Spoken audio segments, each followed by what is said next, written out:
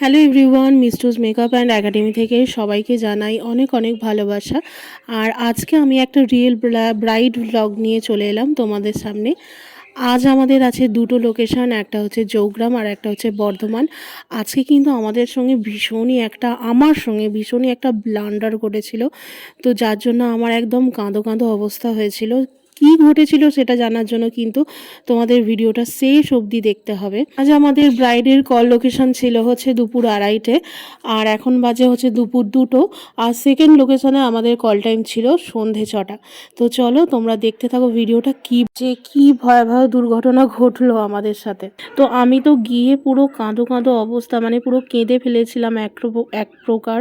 তো আমার সাথে কি ঘটনা ঘটেছিল সবটাই তোমাদের সাথে শেয়ার করব। তো এই যে দেখতে পাচ্ছ আমার স্টুডেন্ট আছে আমার সাথে, সুস্মিতা। আর যখন আমি দেখতে পাচ্ছ খুব জোরে জোরে হাঁটছিলাম, তার জন্য ক্যামেরাটা খুব সেক করছিল। আর এই হলো বাড়ির মেন গেট। আর আজকে আমার ক্লায়েন্ট ছিল মুনাইদি। আর মুনাইদি কিন্তু আমার ছোটোবেলাকার পরিচিত। আর মুনাইদির কাজের সূত্রেই কিন্তু একদম আমি আবার চৌগ্রামে আসতে পেরেছি, যেটা আমার ছোট্টবেলাকার জন্মস্থান। তো আজকে আমার ক্লায়েন্ট হচ্ছে মুনাইদি। আর মুনাইদি কিন্তু আমার ছোট্টবেলাকার কিন্তু পরিচিত একজন মানুষ। তো তোমার কেমন লুক পছন্দ বলো? আমার খুব সিম্পলের মধ্যে, আমি তোর উপরেই ছেড়ে দিচ্ছি। যেমন পছন্দ, আমি খুব সিম্পলের মধ্যেই সাজতে চাইছি। আচ্ছা আচ্ছা, ঠিক আছে, চলো। তো যখন আমি পৌঁছলাম তখন দেখতে পাচ্ছ এখানে একটা ব্লেন্ডারে করে আমি ব্লেন্ড করছি। তো এই ব্লেন্ডারটা কিন্তু আমার ব্লেন্ডার নয়, এটা কিন্তু ওই মার্কেটে পাওয়া যায় ওই 40-50 টাকার দামের একটা বিউটি ব্লেন্ডার। তো এই ব্লেন্ডারই একটা মানে ধামাকা ব্লান্ড হয়ে গেছে এখানে। তো আমি যখন ঢুকলাম তখন দেখছি সবটাই আমি প্যাকিং করেছি, কিন্তু আমার ব্লেন্ডার আমার ব্যাগের মধ্যে নেই। তো ভীষণই কান্না পাচ্ছে। আমি ভাবছি সব মানে কোনো বারে এরকম হয় না। তো মানে কী করে আমি এত বড় ভুলটা করে ফেললাম যে আমার বিউটি ব্লেন্ডারটাই নেই। শুধু তাই নয়, ফাউন্ডেশন ব্রাশ মানে ফাউন্ডেশন দিয়ে আমি যে ব্লেন্ড করব মেকআপটাকে, আমি সেই ফাউন্ডেশন ব্রাশও আনতে ভুলে গেছিলাম। তো চিন্তা করো, আমার কাছে মেকআপটা ব্লেন্ড করার মতো কোনো কিছু অপশানই ছিল না। তো খুব কষ্ট করে আমি অ্যারেঞ্জ করেছিলাম বিউটি ব্লেন্ডারটা, আর ওটা দিয়েই আমি মেকআপটাকে কমপ্লিট করি। তো যাই হোক, এই হলো আমাদের আজকে ফাইনাল লুক। তোমাদের কেমন লাগলো অবশ্যই মানে কমেন্ট করে জানিও। আর ভালো লাগলে অবশ্যই লাইক করো। আর লুকটা ওর কাছে কীরকম লাগলো তোমরাই শুনে নাও। খুব ভালো লেগেছে, আমি যেমন চেয়েছিলাম ঠিক তেমনই হয়েছে। থ্যাংক ইউ, খুব চোখটা ভালো বন্ধ লেগেছে। কর।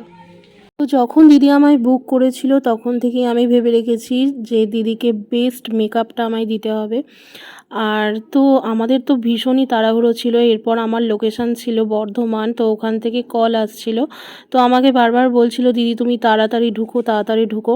তো খুব তাড়াতাড়ি করে আমরা বেরিয়ে গেছিলাম। এর মাঝখানে আবার একটা ব্লান্ডার হয়ে গিয়েছিল, সুস্মিতা যে আমার অ্যাসিস্ট্যান্ট ছিল স্টুডেন্ট, তো তার ফোনটা আবার মিসিং হয়ে গিয়েছিল, সেটাও আবার খুব কষ্ট করে খুঁজে বার করা হয়েছে। তো ফোনটা ও এমন জায়গায় রেখেছিল যে ওর পক্ষেই খুঁজে বার করা অসম্ভব ছিল। তো লাস্ট অবধি ওর ফোনটাও নিজেই খুঁজে বার করে। একটু টাইম চলে যায়। তো চলো আমরা যাচ্ছি সেকেন্ড লোকেশানে ভীষণই তাড়াহুড়ো করে। আর আমার হাজব্যান্ডকে বলে দিয়েছিলাম তুমি ওই লোকেশানে এসে প্লিজ আমার বিউটি ব্লেন্ডারটা এসে দিয়ে যেও। ও বেচারা এসে বিউটি ব্লেন্ডার নিয়ে ওখানে দাঁড়িয়েই আছে, আমাদের জন্য ওয়েট করছিল। তো দিনটা সব মিলিয়ে সাংঘাতিকভাবে গেছে। তবে শেষ রিভিউ যে আমার দুটো ক্লায়েন্টকেই আমি ভীষণভাবে হ্যাপি করতে পেরেছি। তো চলো এখানে চলে এসেছি সেকেন্ড লোকেশানে। আমাদের সেকেন্ড লোকেশান ছিল মিরছোবা হোটেল, যেটা হচ্ছে বর্ধমানে।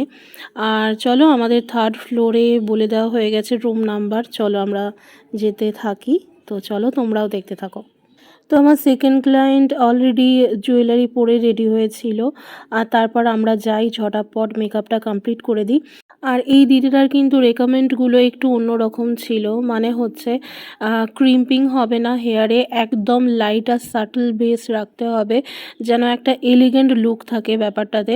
আর এনার লুকটাই একটু অন্যরকম ছিল, বাট হেয়ার স্টাইলটা উনি যেটা চেয়েছিলেন সেটা আমার মনে হয় হেয়ারটা ওপেন রাখলে ভালো হতো, মিডিলে শীতে করে। আমার একটু অন্যরকম হেয়ারস্টাইল করার ইচ্ছা ছিল, বাট ক্লায়েন্টের ডিমান্ড আমাকে রাখতে হয়। তো এই যে ওনার ফুল লুক, আমার মনে হয় হেয়ারটা একটু অন্যরকম হলে ভালো হতো, বাট ক্লায়েন্ট চয়েস আমাদের রাখতেই হয়। আর উনি ভীষণ ভালো মানুষ, আমাদের সাথে ভীষণই কোঅপারেট করেছে। ওখানে দাঁড়িয়ে যাও, ব্যাস ছেড়ে দেবো। একদম একদম। সুস্মিতা লাইটটা ওদিকে দাও। একদম। তো আমার ঢুকতে একটু 30 মিনিটস একটু দেরি হয়েছিল, বাট উনি আমাদের সঙ্গে ভীষণই কোঅপারেট করেছেন, ভীষণই ভালো মানুষ। উনি ফার্স্ট কাজ করে ওনার সাথে আমার ভীষণ ভালো লেগেছে। তো চলো এরপর আমরা বাড়ির উদ্দেশ্যে রওনা দিই। আর এই যে দেখতে পাবে দিদির পুচকে বাচ্চাটাকে, ভীষণই কিউট ছিল। তো দেখো, তোমরা দেখতে থাকো। Ta ta ta ta ta ta, bye bye. Sushmita, কেমন লাগলো আজকে? আমার প্রথম দিন কেমন লাগলো? ভীষণ খুবই ভয়ে ছিলাম, বাট খুব ভালো লেগেছে। সুস্মিতার আমার ওয়ার্ক প্লেসে আজকে কিন্তু ফার্স্ট দিন যাওয়া, ও ভীষণ নার্ভাস ছিল যে দিদি আমি তোমাকে হেল্প করতে পারবো কি না, কারণ ওর কাজ ছিল হেয়ার ক্রিম্পিং আর শাড়ি ড্রাপিং, বাদ বাকিটা সবটাই আমি নিজের হাতে করি। তো যাই হোক, আমার প্রত্যেকটা স্টুডেন্টকে কিন্তু আমার ওয়ার্ক প্লেসে নিয়ে যাওয়ার কারণ হচ্ছে ওদের কনফিডেন্স লেভেলটাকে আরও ভালো করে বাড়ানো, যাতে ওরা নিজেদের কেরিয়ারটা এখান থেকে শুরু করতে পারে। তো যারা ভাবো যে ওরা তো স্টুডেন্ট, ওদের দিয়ে কিছুই হবে না, যারা কিন্তু আমার একাডেমি থেকে বেরোয় তাদের কিন্তু কনফিডেন্স লেভেলটা কিন্তু এভাবেই আমি গড়ি বা এভাবেই আমি তৈরি করি। তো চলো আজকের মতো এটুকুই, টাটা।